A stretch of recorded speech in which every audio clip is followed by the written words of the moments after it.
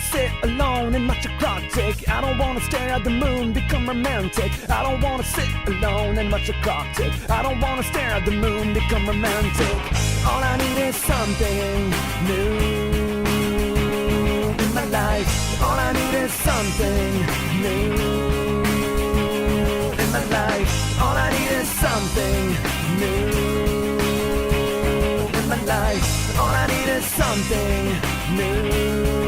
The Rebel is my favorite kite just because it's really intuitive in the way that it turns and depowers, and feeling connected to your kite and in sync with what it's doing when you're surfing a wave or jumping or just riding for that matter is pretty much the best thing you can look for in a free ride kite.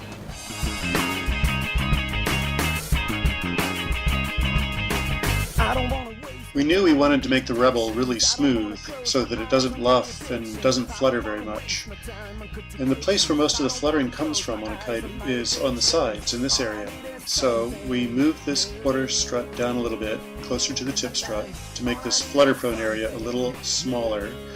And we flattened out the canopy in the area with some fairly subtle seam shaping that makes this area a lot less fluttery and less prone to luffing, which as a result makes the kite turn more smoothly, handle gusts more smoothly, and makes the bar feel steadier so that it's not shaking every time you sheet out.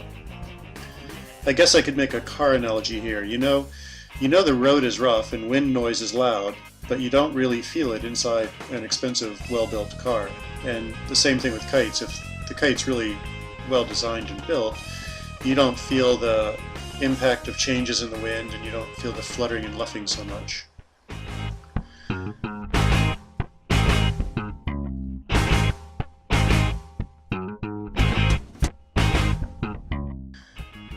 Another thing we've done with the new Rebel is gone to a more square tip, what we're calling the adaptive tip. And this includes an adjustable backline bridle.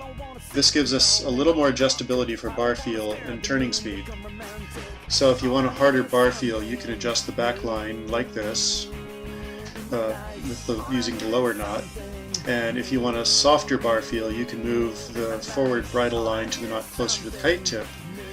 And you get a little less feedback, meaning lighter bar pressure, but slightly quicker turning and softer power development.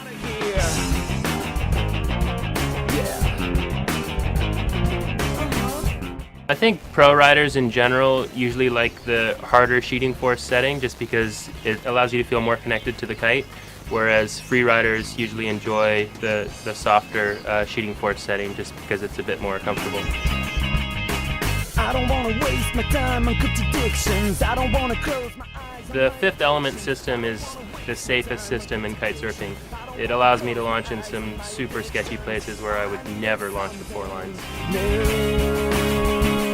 in my life. All I need is something new